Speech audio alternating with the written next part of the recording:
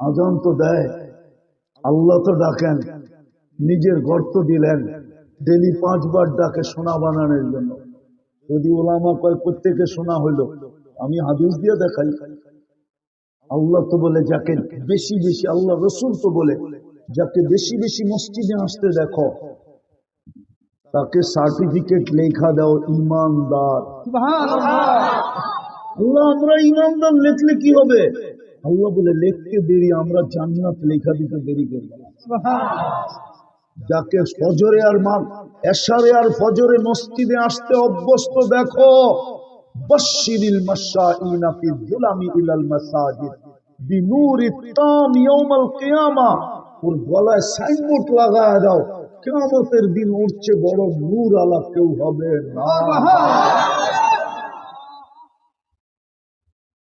কিন্তু 4 বেলায় তো কিছু মুসল্লি দেখা যায়, 4 ওয়াক্তে। ফজরে তো মাঝে মাঝে ইমাম আর মুয়াজ্জিনই দেখা যায়, আর কাউরে দেখা যায় না। ঠিক না? সত্য তো? বিদায় শেষ জায়গায় চলে আসলাম, চান যে আমি এখান থেকে জান্নাত কিনা নিয়ে যাই। চান? তাহলে প্রথম কাজ করতে হবে অতীত থেকে তওবা করা। পারবেন? কে কে মনের থেকে তওবা করতে রাজি? মনের থেকে, কিন্তু 2 হাত উঠায় মনের থেকে পারবেন? তাইলে বলেন, আল্লাহ অতীত থেকে তওবা করলাম, আপনি আমাদের তওবা কবুল করেন। বলেন বলেন, আমাদের তওবা কবুল করেন, আমাদের গুনাহ মাফ করে দেন। নামান যদি মনের থেকে করে থাকেন তো আপনার গুনাহ মাফ। হ্যাঁ, বিলকুল নিষ্পাপ। এখন যদি চান যে আমি নিষ্পাপ কবরে যেতে চাই, তাহলে 2 বেলা কাজ করতে হবে। ডেলি ঘুমানোর সময় তওবা করতে হবে, ঘুমের থেকে উঠা তওবা করতে হবে। ঘুমানোর সময় এটা ভাইবা তওবা করেন যে উঠলে সকাল হবে, না উঠলে পরকাল হবে। বিদায় ঘুমানোর আগে হাতটা উঠায়া, উজুর দরকার নাই, জায়নামাজের দরকার নাই, শুধু মুসল্লা আরে কি বলে চকিতে বসে হাত 2টা উঠায়া বলেন, আল্লাহ তওবা করে দিলাই। বলেন, আল্লাহ আমি তওবা করলাম। কঠিন কি যুবক? কঠিন?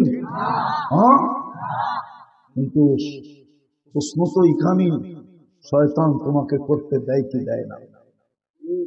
তুমি ওর সাথে যুদ্ধ করে জিতবে কি জিতবে না, কিন্তু ইচ্ছা করলে তুমি জিততে পারো। সারাদিন কি করলো আমার বিষয়? আমার বিষয় তুমি ঘুমানোর সময় তওবা করে ঘুমাই রাখলে। আমার বিষয় তুমি সকালে উঠে তওবা করলা কিনা।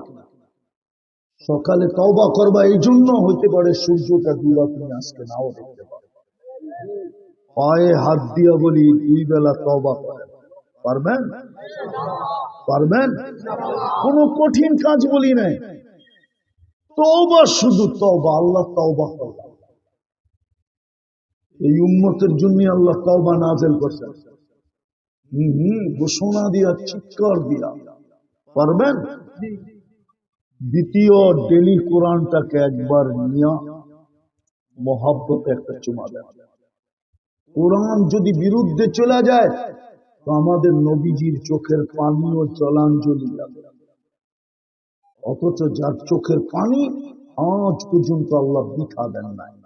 বুখারী শরীফে আছে, কিয়ামতের দিন চাবে কিন্তু মিলবে না, বাহির করতে পারবে না। আল্লাহ জিজ্ঞাসা করবে, কেন পারতেছেন না?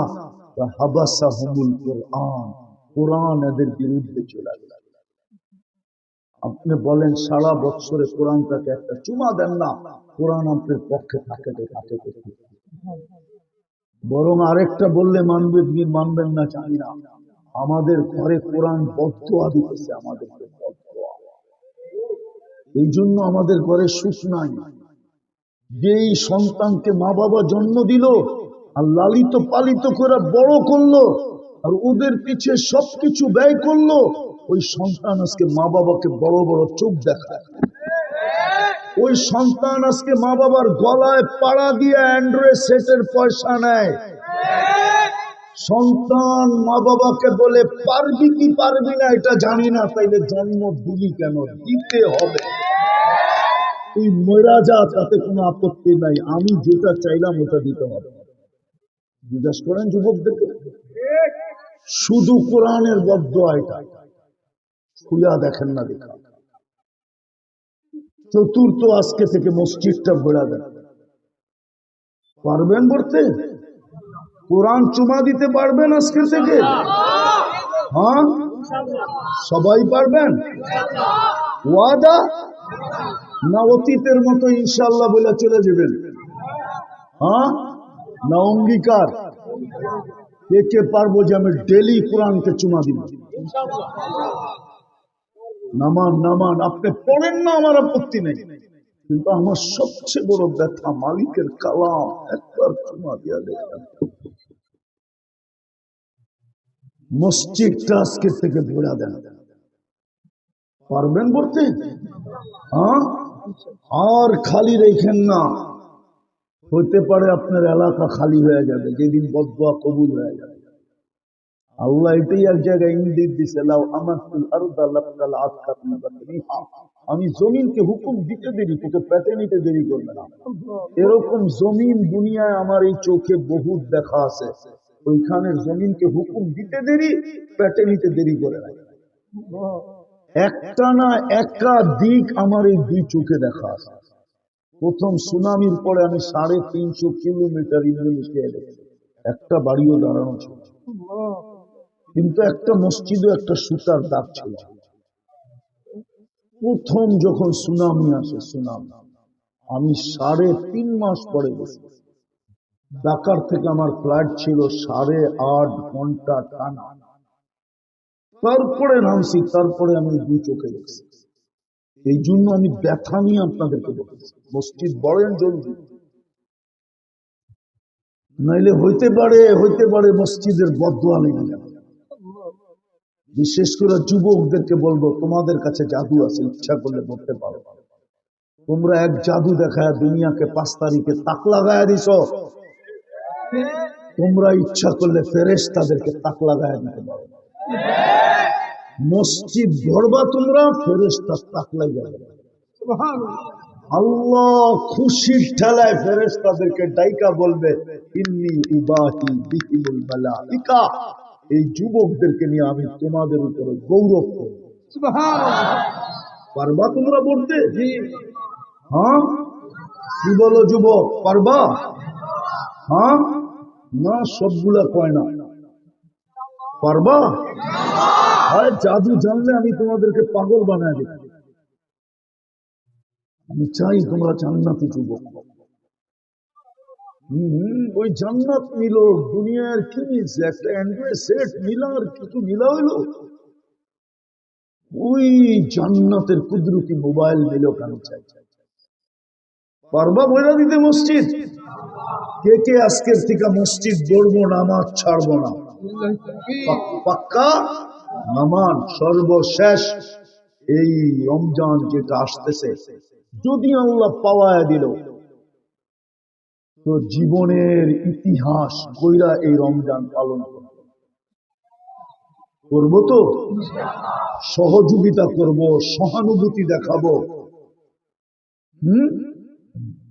পায়ে হাত দিয়া বলি, একটা মাসের জন্য টেলিভিশন বন্ধ রাখা, ডিশের লাইন একটা মাসের জন্য বন্ধ রাখা। রমজানকে সম্মান দেখাবেন, আপনাকে আল্লাহ সম্মান দেখাবেন। রমজানকে ইজ্জত করবেন, আপনাকে আল্লাহ ইজ্জত করবেন। রমজান বড় দাম। শাহরু রমাদান আল্লাযী উনজিলা ফীহিল কুরআন। রমজান যদি দামি না হইতো, তাহলে কোরআন নাযিল করার জন্য রমজান মাস কোনদিন নির্বাচিত হইত না। যেই মাসটা নির্বাচিত কোরআন নাযিল হওয়ার জন্য, এটার মর্যাদা কত বড়। যেই মাসের একটা রাত্র 83 বছর, এটার মর্যাদা কত বড়। ইজ্জত করেন, টেলিভিশন বন্ধ রাখা। হ্যাঁ, হোটেল দিনের বেলা বন্ধ রাখেন, নাইলে কামাইবেন বটে, আমি মানতে পারি। কামাবেন আপনি, হতে পারে রমজানের পরে সব জায়গায় ডাক্তারদেরকে দিয়া আল্লাহ পারে, আপনি কামাইলেন, ঠিক আছে মানলাম, কিন্তু রমজানের পরে বেশি কিছু হইতে হবে না, খালি একটু পেট ব্যথা এরকম উঠায় দিবে, 3 দিন 4 দিন 1 সপ্তাহ রাইখা খালি যা ডাক্তার তালাশ করব ব্যথা কোত্থেকা, এটা আছে কোন জায়গায়, দরমু কেমনে, পিটামু কেমনে। এই 1 সপ্তাহ পার করতে করতে দেখবেন যে যা কামাইছেন এর 100 গুণ বেশি হাসপাতালে দিয়ে আইছেন। তখন নিজেই কানো বেলা করবেন, 1 সপ্তাহ পরে ডাক্তার বলবে কিচ্ছু না, খালি পেট ব্যথা। 1 সপ্তাহ পর্যন্ত খালি টোকাইব, আর 1 সপ্তাহ পরে বিল মানাইব। এই জন্য রমজানকে এই বছর সহানুভূতির সাথে, সহযোগিতার সাথে নিজের জীবনের সর্বশ্রেষ্ঠ রমজান হিসাবে, বিশেষ করে যুবকরা পারবা। 11 মাস কি করলে আমার কোনো আপত্তি নাই, রোজার পরে 11 মাস কি করবা এটা আমার কোনো বিষয় না। আমার বিষয় তুমি রমজানটা যেরকম পালন করার উলামা ইকরাম থেকে শিখা, ওনাদের সাথে থাইকা, ওনাদের সংস্পর্শে থাইকা, ওনাদের সোহবতে থাইকা 1 মাস যুবক তুমি এরকম কাটায় দেয়। পারবা? কোন যুবক পারবো দেখি? আল্লাহ আমল করার তৌফিক দান করেন। ওমা আলাইনা ইল্লাল বালাগ।